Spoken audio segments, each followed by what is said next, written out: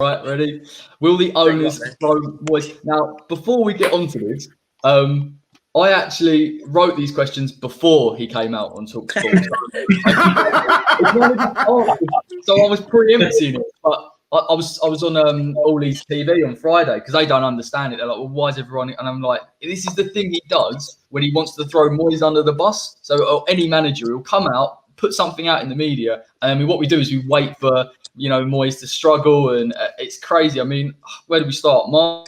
Will they throw him under the bus? If you know that much in advance, can you tell me the lottery numbers? I think more important. I think you've already hit the nail on the head, to be honest, Corey. I think yes, they have. We saw it under Bilic in particular with the whole Carvalho fiasco, where they got nicknamed as the Dildo Brothers. It definitely started. 1 minute he's pleading he's got no money, and then all of a sudden he's found money down the back of the couch. And he's trying to massively shift the blame, which is what he always does. I think we all know. I think it's time for him and Gold and Brady to definitely leave, because they either have got no interest or they're unwilling to invest in the team. I think it was maybe Adam Shearer. I'm going to paraphrase a little bit here, but you have to spend 20 million these days just to stand still in the Premier League. Well, we've got 10 days of the window left, and we don't even look like we're going to spend anything on any player. I'm not counting Souček, because that was a deal agreed last season. Yeah. I think it's ridiculous. He's coming out with the comments that Moyes doesn't want to sign squad players. He wants players for the first team, and it's difficult. So he's definitely getting his excuses out there. I think it goes back to what we've just been saying in the previous comment about Moyes, that I don't blame him. He clearly realises that there's sections of this first team that are clearly not up to the standard of certainly what he expects, and I think what most fans expect as well from their players.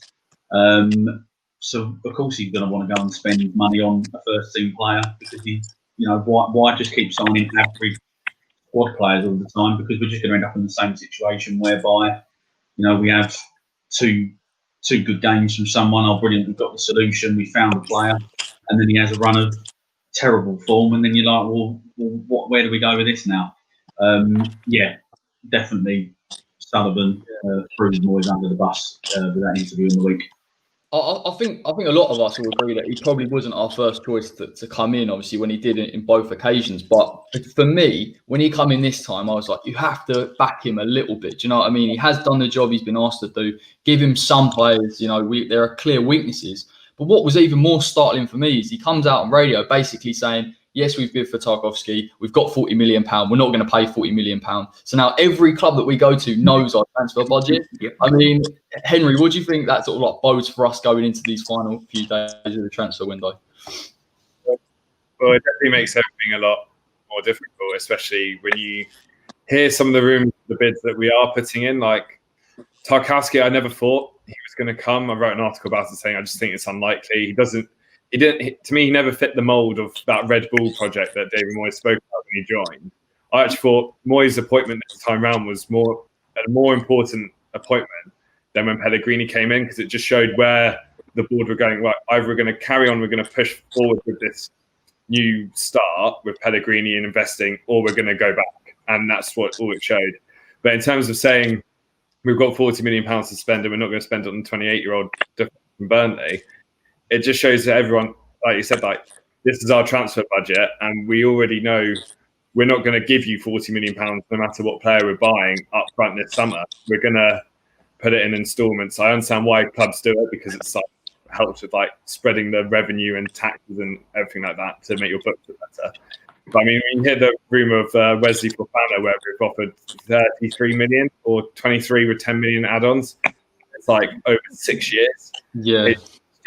It just gets embarrassing. I mean, how many other teams in the Premier League have their owners go on Talksport and talk directly about transfer business, in that sort of black and white, rather than going oh, we might be interested in this player, or something to just entice them, but not go, oh yeah, we've got this and we're not going to do that with it, but we might do this. But it's also we're not going to sign anyone. I think in David Sullivan's head, he might have thought maybe he was doing a good negotiation tactic, basically saying we're prepared to not buy anyone. Like that would be the way of phrasing it, of thinking, actually, you know what? Moyes believes in the squad, which is a whole other topic to get onto, of whether that would be correct or not. But he believes in the squad. We've got youth academy coming through that have shown what they can do in the League Cup and in the pre-season. So actually, on the paper where it looks like we need to invest, we actually might not need to because of the quality in the academy. And then therefore saying we're prepared not to spend and then maybe go in January if we need to. That's a different way of saying, oh, we might not buy any players because we're going to fail. Like, it's just, I don't know who the press officer is advising David Sullivan, because if there is someone like whispering in his ear, he's very sadistic. Yeah. I just don't understand what he hopes to gain out of it. I've seen one positive comment about the whole thing amongst the lists and lists and lists of people replying to it and articles being written about it. I think I've seen one person say, well, at least he was honest. And it's like, well, was he honest? Because let's face it, he's a billionaire and he's only got rich over West Ham, yet our expenditure did go up under Pellegrini, but has now come right back down.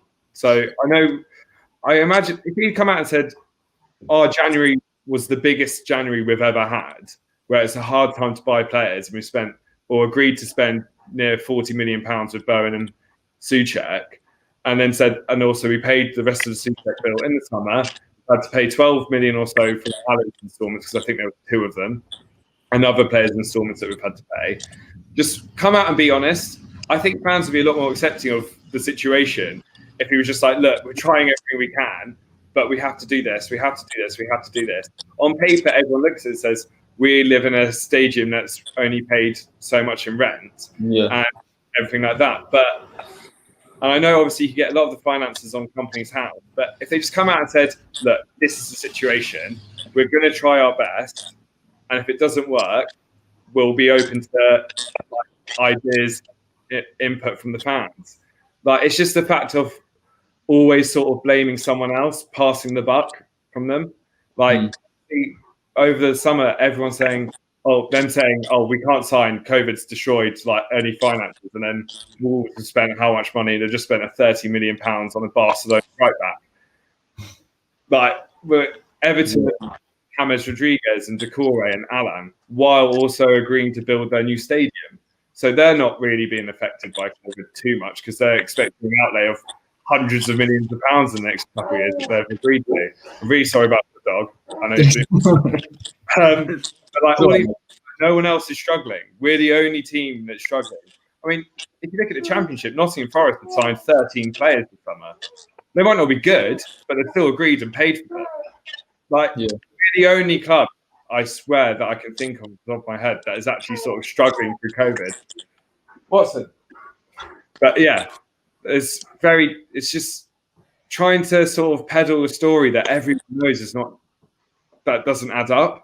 That's sort of, but I don't know I know David Sullivan's obviously not on Twitter, so he can't see, say, the knowledge of the fans as much as, say, David Gold or Karen Brady, who can sort of log in, go onto a post and just see the hundreds of comments saying #GSB out. Everyone's series going, well, why can't we spend money on this? He doesn't see that, because unless his son's telling him, but I think his son's probably busy with the women's team.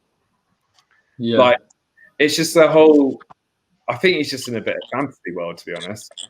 And you know what? I honestly think when he's basically, I think a lot of the media, Talksport, was saying, oh, it's bang out of order that Mark Noble's tweeting like that. But it's all right for David Sullivan, the owner of a football club, to come on national radio and tell everyone about what he wants to do. No one said anything bad about David Sullivan saying, oh, my son told me I shouldn't sign Snodgrass. Other than the fact, no official media was like, that's a bad thing to say. No official media has come out and said, that's a bad thing to say that Moyes wasn't good enough and we've replaced him with Pellegrini. It's a bad thing to say we've gone back to Moyes because it was the only option, really. And so no one's come out and said it's a bad thing to say we can't buy him. Jim White said he riddled him with questions. Where's the question saying, but you have very low outgoings, So where's the money that you promised the fans that would be spent? Every West Ham fan will bring up a world-class team for a world-class stadium. Everyone knows that. If I was the presenter on Talksport interviewing David Sullivan, that's the first question of being like, where is this world-class team, world-class stadium? And he can't answer it. All Jim White did was give him a very easy going of going, it's been a hard summer, hasn't it, David? We'll forget the fact every other club has outspent you by so much money. I mean, the only other club that I can possibly think of that hasn't spent in the Premier League really is Brighton, because they've spent 900 grand on Veltman from Ajax, his release clause, and brought Lallana in on a loan. But they brought back Ben White from Leeds on loan. They're a promising young academy player who went out on loan to the Championship. I don't know if it sounds familiar to anyone, where he did really, really well and was almost, I think it was maybe in the teams of the Championship. And then Leeds went, we'd like to keep him. We'll give you this money. And they went, no, we are investing. We're going to keep it. And Leeds said, okay, we'll give you this much. We'll give you more money. And they went, no. And then they got him to sign a new 5-year deal, even though he wasn't convinced about staying at Brighton. Whereas we sold Grady Diangana for £18 million. It's so backwards. And you think back to the Red Bull thing that sort of got West Ham fans excited, going, okay, we've changed direction, but we're going to a working format with the team with the Red Bull clubs. And then there's just no backup in it. It's all stuff just to get people excited.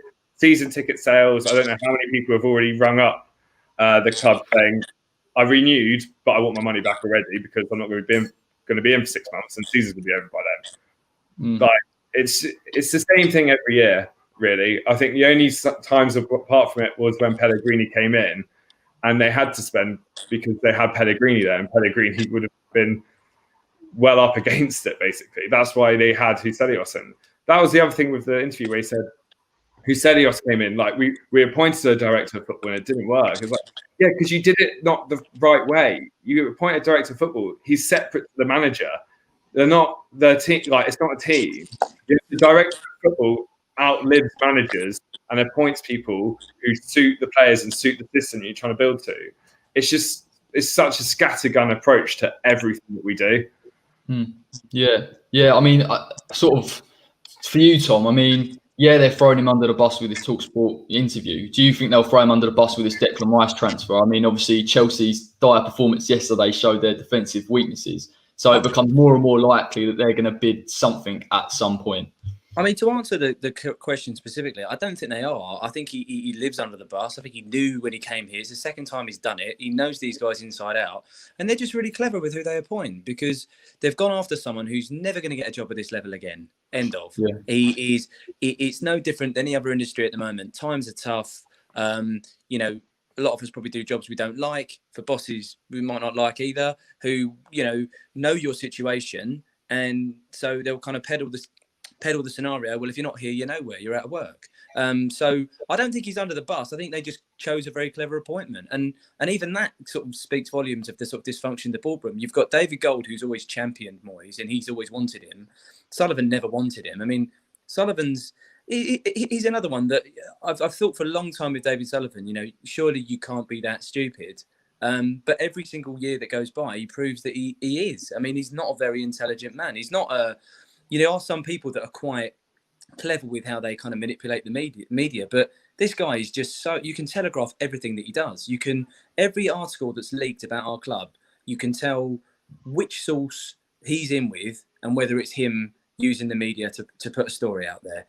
To call Jim White on talk, I mean, Talksport's a disgrace. It's just Sky on the radio. Sky has really gone down the hill for a long time now in terms of its reputation.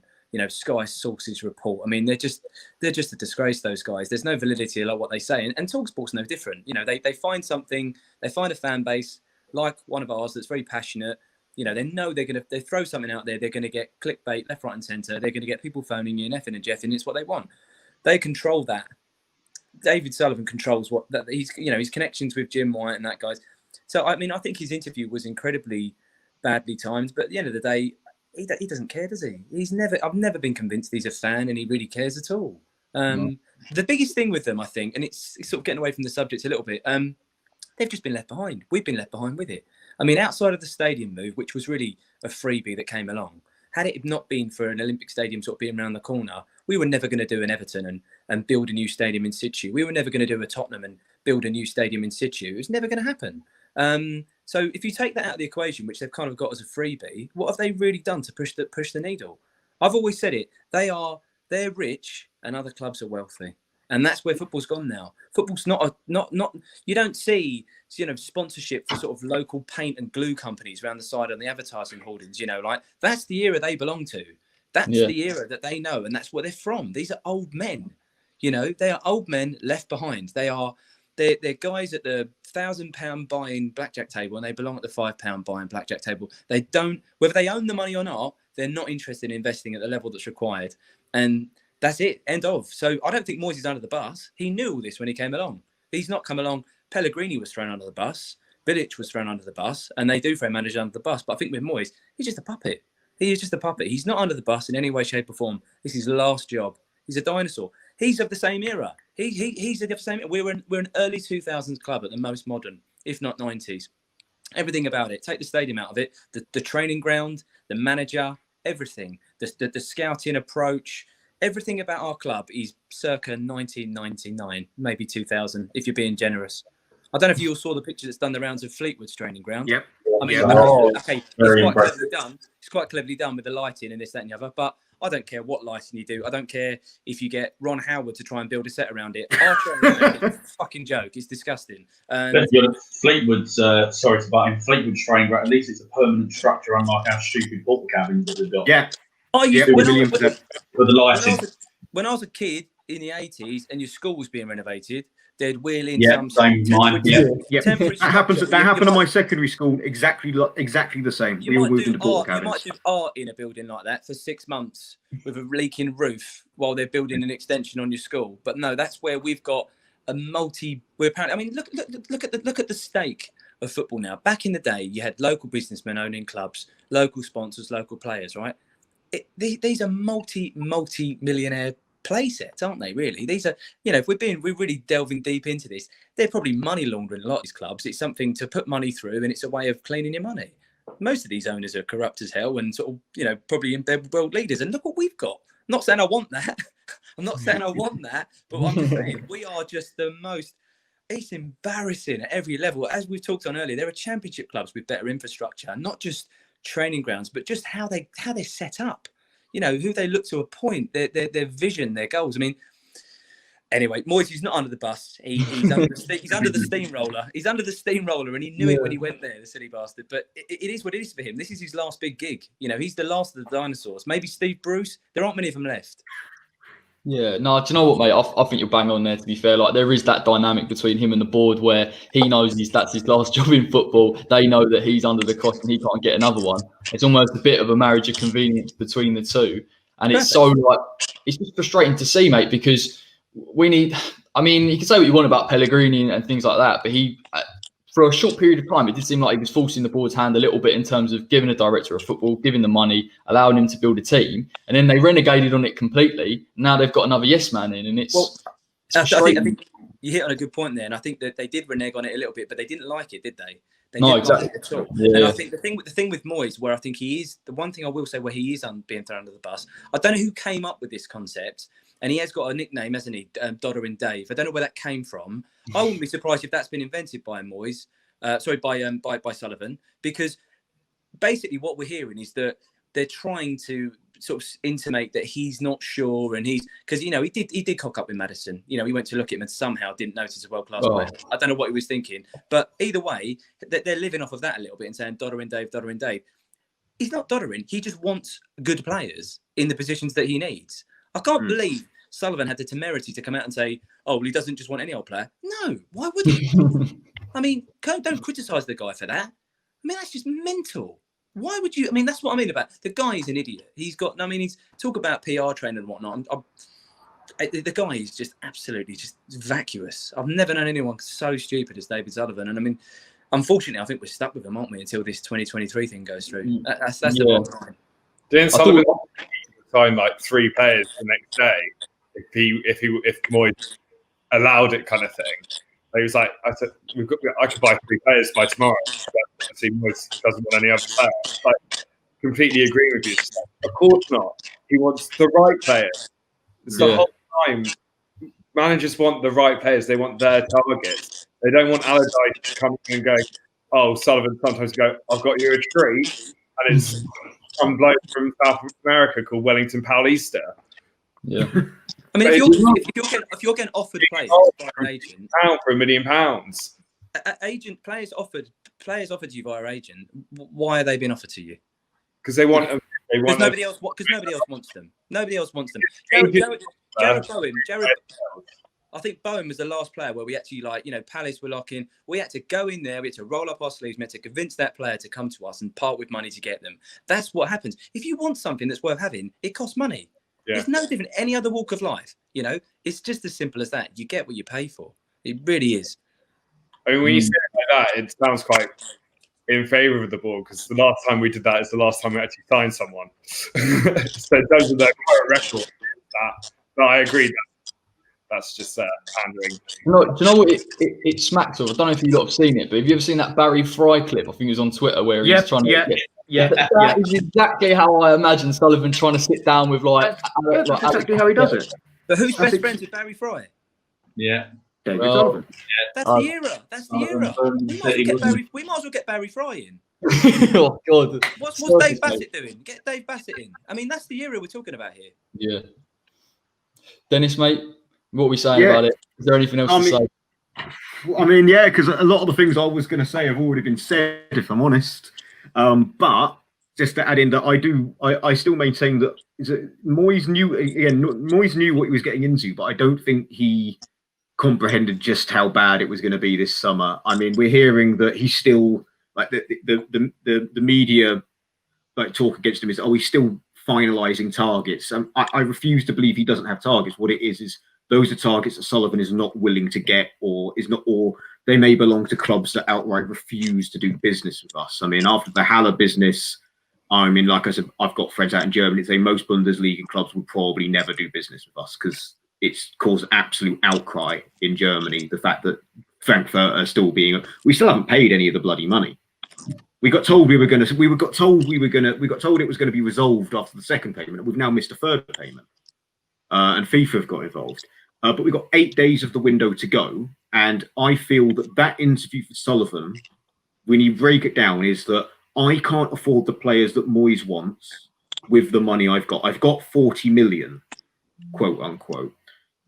They're going to sell Rice and say it's because Moyes wanted these players, and that's why we had to sell Declan Rice. Or we don't sell Declan Rice, we keep Declan Rice, we don't sign any other players, maybe a loan, and then say, well, the manager didn't want him. What can I do? I mean, they did the same with Bilic. They said Iheanacho, for example, we came very close to getting him, people remember, and Leicester got him, and the board went, Bilic didn't want him. And then suddenly, when he didn't set the world alight at Leicester, it's been rewritten that we didn't want him. The board, we didn't want him. He wasn't that good. Look, he's barely scored 10 goals at Leicester. And then the same thing with Carvalho is that, that email said we're going to loan a player for PSG. Now, I can't remember his name off the top of my head, and I'm normally really good with names, but the Polish holding mid that went to West Brom was the one that they were trying to force upon Bilic, and Bilic said no. And Sullivan said in an interview that Slaven, I wanted these players, it's that and the other. And Bilic goes, I don't remember that conversation. I remember the conversation being very different. It's the same interview where he laughs at them being called the Dildo Brothers. And that was like the death sentence for Bilic. He was on borrowed time then.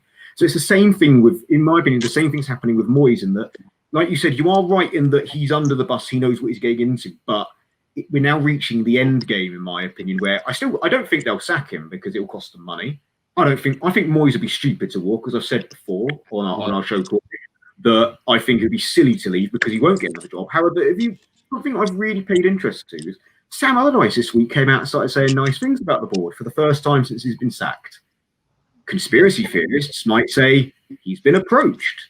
I mean, I still believe that he and Steve Bruce would never work for Gold, Sullivan and Brady again, specifically Steve Bruce. He was having nightmares by the end of Birmingham and walked away from a very lucrative contract because of that and went to Wigan.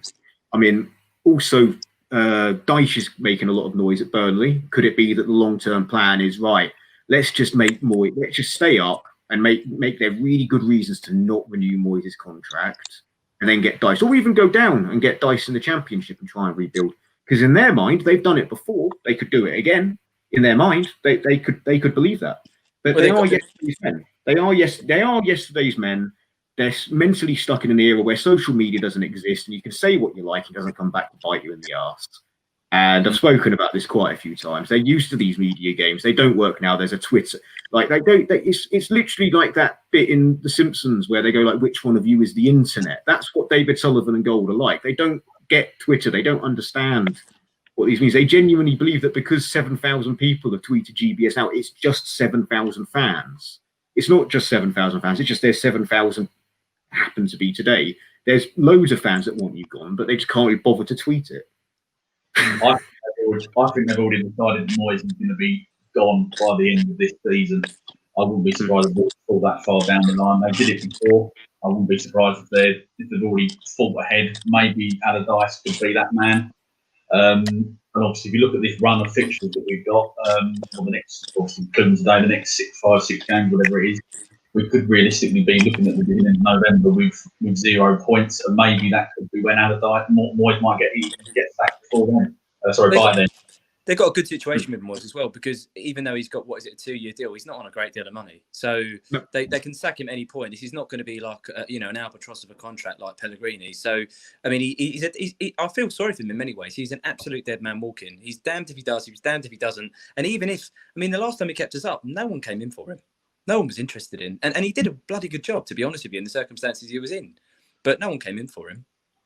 This is, however he looks at it, he is under the bus to some extent, but he knew he was getting into it, and this is his last job. Yeah, I completely agree. Right, let's have a look at some of the comments. Everyone's been having their say on things. Martin says they'll get rid of Moyes come Christmas. With our run of fixtures, it is conceivable that he could be ready for the axe by then. Kieran says, I think they're already set Moyes up to fail. I think we've all kind of touched on that a little bit. Particularly with his transfer window, looks like he isn't going to bring anyone in at least. Daniel James says, I don't think Moyes is a good manager. I kind of have to half agree, half not. I don't think he's a perfect manager. I think he's done okay given the circumstances, but we will touch on this in the next topic about his substitutions, which is the key area. Archie Payne says, got blocked by Karen Brady on Instagram. Well done, mate. I got blocked by her on Twitter this week. Welcome to the club.